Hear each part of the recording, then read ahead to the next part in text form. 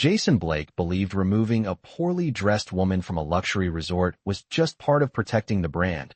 But what he didn't realize in that quiet moment beneath the Florida sun was that the woman he dismissed so casually was about to turn his entire afternoon into a story people at the resort would whisper about for years.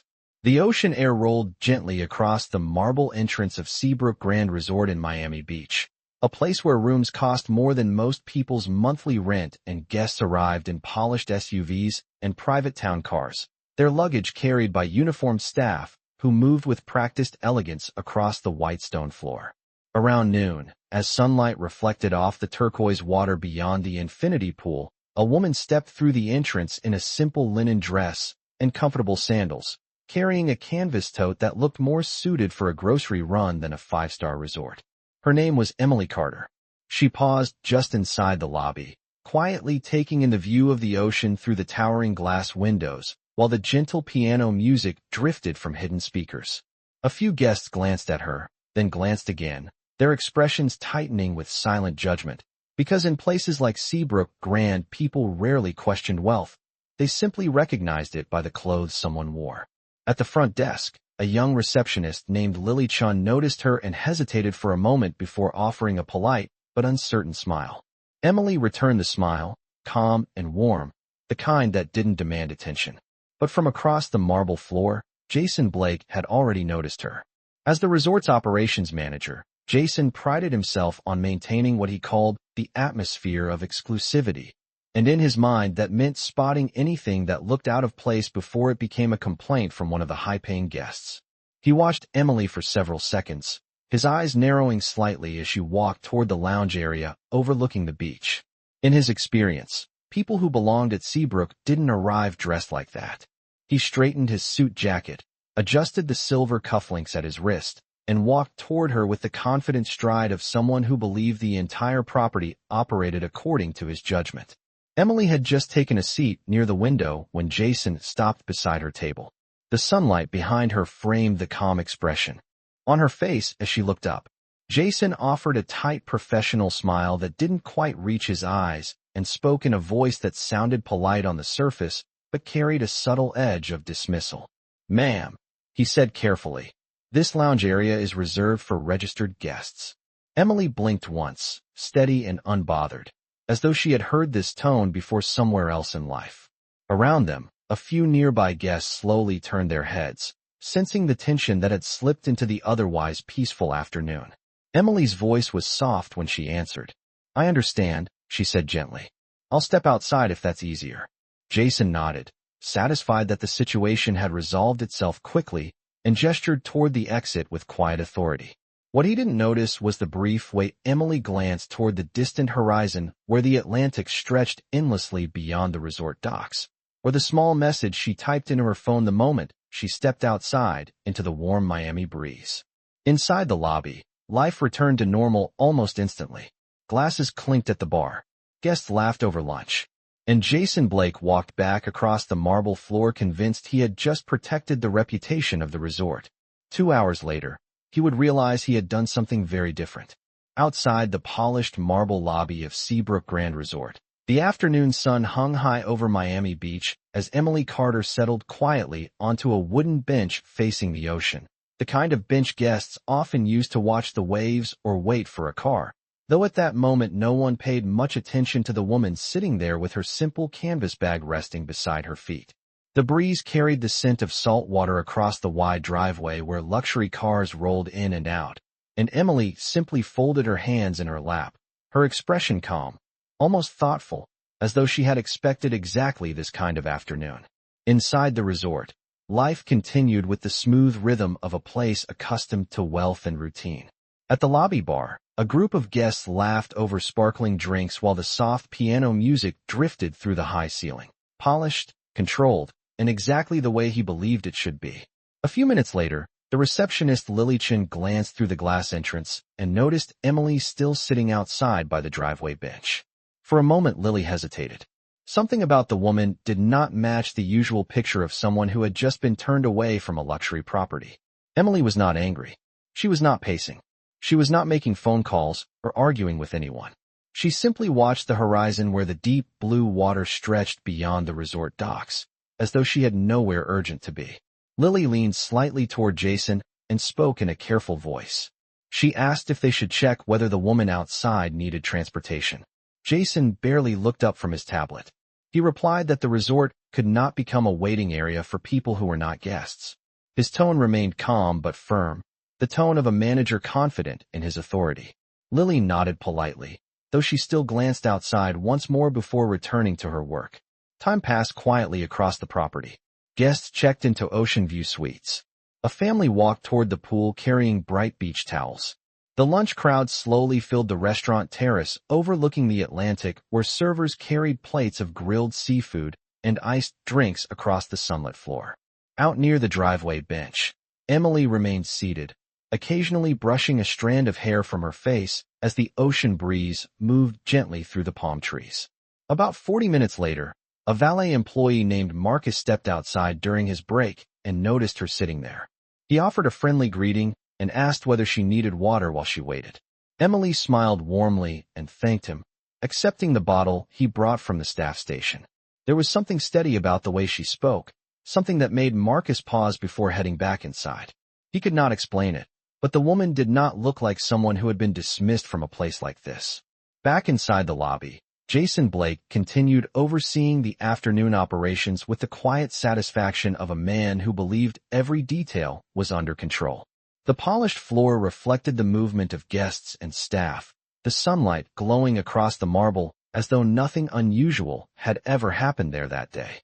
But out beyond the resort docks, far across, the calm water of the Atlantic, a sleek white silhouette had just appeared on the horizon, moving steadily toward Miami Beach. And within the next hour that distant shape would begin turning an ordinary afternoon at Seabrook Grand Resort into something no one inside the building was prepared for. Nearly an hour had passed since Emily Carter had taken her quiet seat on the wooden bench outside the entrance of Seabrook Grand Resort, and the rhythm of the afternoon continued to flow smoothly for everyone except the woman who had been asked to leave. Inside the resort, sunlight streamed through the towering glass windows and spilled across the polished marble floor, while guests moved between the pool terrace, the restaurant, and the lounge as if the day were perfectly ordinary. The soft piano music continued drifting through the lobby, and the faint sound of laughter rose from the bar, where vacationers toasted to another bright Florida afternoon.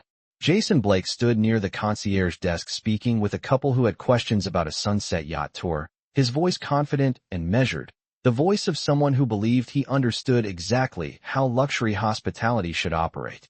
In his mind, the situation from earlier had already faded into something unimportant. People who did not belong at Seabrook Grand came and went from the entrance every day, and he had handled the matter exactly the way a professional manager should. Meanwhile outside, Emily remained on the bench facing the ocean, the calm Atlantic water stretching endlessly beyond the docks that belonged to the resort. She occasionally watched the movement of seagulls circling above the water and listened to the gentle sound of waves brushing the shoreline. There was no frustration in her posture and no urgency in her movements. At one point she checked the time on her phone and then placed it back in her tote bag as though everything was unfolding according to a quiet plan only she understood. The valet employee Marcus passed by again while guiding a black luxury sedan toward the parking lane and noticed she was still there. He slowed for a moment and offered another polite smile before returning to his duties. Something about Emily's calm presence lingered in his mind, though he could not quite explain why. Inside the lobby, receptionist Lily Chin stepped away from the front desk to deliver a guest package and briefly glanced toward the ocean through the entrance doors. From where she stood, she could still see the bench near the driveway and the woman sitting there in the warm sunlight. Lily felt a small flicker of curiosity, but quickly returned to her responsibilities when another guest approached the counter. Time continued moving forward with the quiet efficiency of a luxury resort that believed it had seen everything. But far beyond the docks, across the shimmering surface of the Atlantic, the distant white silhouette that had appeared earlier was now unmistakably larger. What had once looked like a tiny shape on the horizon had slowly grown into the unmistakable outline of an enormous yacht cutting smoothly through the water. On the upper deck, a small American flag fluttered in the breeze as the vessel approached Miami Beach with steady confidence, its polished exterior reflecting the afternoon sun like a moving mirror. A few guests standing along the poolside railing began pointing toward the water as the yacht drew closer, their voices rising with curiosity as they tried to guess who might be arriving in such spectacular fashion. Boats were not unusual near Seabrook Grand, but this one was different. It was far larger than the typical private yacht that visited the marina, and the crew standing along the deck moved with the quiet precision of professionals accustomed to handling something extraordinary. Out on the driveway bench, Emily Carter lifted her eyes toward the horizon for just a moment, the faintest hint of recognition passing across her face before she returned to watching the waves as though nothing remarkable were happening at all. Inside the resort lobby, Jason Blake finished speaking with the guests at the concierge desk and turned toward the ocean view windows, unaware that within the next few minutes the approaching vessel would bring a question to his perfectly organized afternoon that he had never imagined needing to answer. The enormous yacht continued gliding toward the marina beside Seabrook Grand Resort, its white hull reflecting the bright Miami sun as the calm Atlantic water parted smoothly beneath it. And by now the vessel was close enough that guests standing along the pool terrace could clearly see the polished decks, the tall windows, and the quiet confidence of the crew moving with practiced coordination. Conversations across the terrace slowly began to shift as more people noticed it, their sunglasses and pointed toward the horizon, while another guest leaned against the railing, trying to read the name written along the side of the yacht. The afternoon air filled with curious murmurs because vessels of that size did not appear at the resort marina every day. Impressive. Its decks rose several levels above the water, and the polished chrome rails gleamed like mirrors beneath the Florida sky. As the vessel settled into position beside the dock, one of the crew members secured the lines while another lowered a sleek gangway that extended gracefully toward the marina walkway. Florida afternoon, and the piano music continued drifting gently across the marble floor. For a brief moment, the lobby seemed to pause. Beneath the afternoon sky, Emily Carter quietly watched the waves roll toward Miami Beach. For a moment, Jason Blake simply followed the direction of the man's gaze toward the glass doors. And there on the wooden bench beside the palm trees sat Emily Carter exactly where she had been for nearly 2 hours, calm and patient beneath the warm Florida sky as the ocean breeze moved softly through her hair. The man beside Jason watched her quietly through the glass, and something about the stillness in his expression made the lobby feel strangely silent. That's success. Daniel Carter looked back toward the entrance doors again, his attention fixed on the woman waiting peacefully outside. His voice remained steady when he spoke his next sentence, yet it carried a quiet authority that seemed to settle over the entire lobby. The luxury resort he managed. Now he stood there realizing she was the reason the enormous yacht had arrived at the marina beside his property. Daniel glanced toward the ocean for a moment before turning his attention back to Emily with a calm voice that carried genuine concern. He asked whether she had been waiting long. Emily shook her head lightly and answered that the ocean breeze had made the time pass quickly. Her tone remained peaceful, without complaint or frustration, as though the entire afternoon had simply been an unexpected pause in her day. Daniel nodded thoughtfully, then slowly turned toward Jason, who was still standing nearby with a professional posture that now felt far less certain than it had earlier in the afternoon. Several resort employees had gathered discreetly near the entrance, pretending to continue their work while quietly observing the scene unfolding outside. Even a few guests standing along the terrace had shifted closer to the railing, curious about the unusual arrival that had interrupted the quiet rhythm of their vacation afternoon. Daniel Carter studied Jason for a brief moment, not with anger, but with the calm attention of someone who expected honesty. He asked Jason to explain what had happened earlier when Emily entered the resort. Jason cleared his throat, aware that every word now mattered more than he had anticipated. He explained again that the lounge area was reserved for registered guests, and that he had believed Emily was not staying at the resort. His voice remained professional, but the confidence behind it had softened. Daniel listened carefully without interrupting. When Jason finished speaking, the billionaire glanced once more at Emily, who simply sat quietly on the bench with her hands folded calmly in her lap. The ocean breeze moved gently through the palm trees while the distant sound of seagulls drifted across the marina. For a few seconds Daniel said nothing at all, and that silence seemed to stretch across the driveway, where several staff members waited nervously near the entrance. Finally Daniel spoke again, his voice steady but thoughtful. He said that Seabrook Grand was a beautiful resort, and that it clearly took pride in offering luxury experiences to its guests. Then he added something that made the tension in the air grow even heavier. He said that respect, however, should never depend on the clothes someone wears or the way they first appear when they walk through a door. Jason felt the meaning of those words settle around him like the warm Florida air. Emily finally stood from the bench and brushed a small trace of sand from her dress, her calm expression unchanged as she looked toward the ocean one more time. In that quiet moment the driveway, the palm trees, and even the distant yacht seemed to pause together as the realization slowly reached everyone watching that the simple woman who had been sitting patiently outside the resort all afternoon had never truly been the one who did not belong there. The warm Miami sunlight settled across the driveway as Emily Carter stood beside the bench, the soft ocean breeze moving through the palm trees while Daniel Carter remained calmly at her side. For a few seconds no one spoke. The quiet felt heavier now, not tense but reflective, as though the afternoon itself had slowed down to watch what would happen next. Several staff members near the entrance exchanged uncertain glances, unsure whether to step forward or remain where they were. Guests along the terrace continued observing from a distance, curiosity still lingering after the unexpected arrival of the massive yacht now resting at the marina dock. Daniel finally turned his attention back toward Jason Blake, who stood only a few steps away with his hands loosely clasped in front of him. The confident posture he had carried earlier that afternoon had softened into something far more careful. Daniel's voice remained calm when he spoke again, but it carried the quiet clarity of someone accustomed to making decisions that affected far more than a single moment. He said that misunderstandings happen in hospitality and that he understood how quickly assumptions can form when people rely only on appearances. Jason listened closely, nodding slightly, though the weight of the situation was clearly visible on his face. Daniel then gestured gently toward the resort building behind them, its tall glass windows reflecting the bright Florida sky.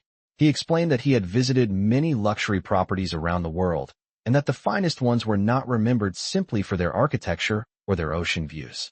They were remembered for how people were treated the moment they walked through the door. The words were not spoken harshly. They were spoken thoughtfully, as if they were meant to remain long after the moment had passed. Emily glanced between the two men, her calm expression unchanged.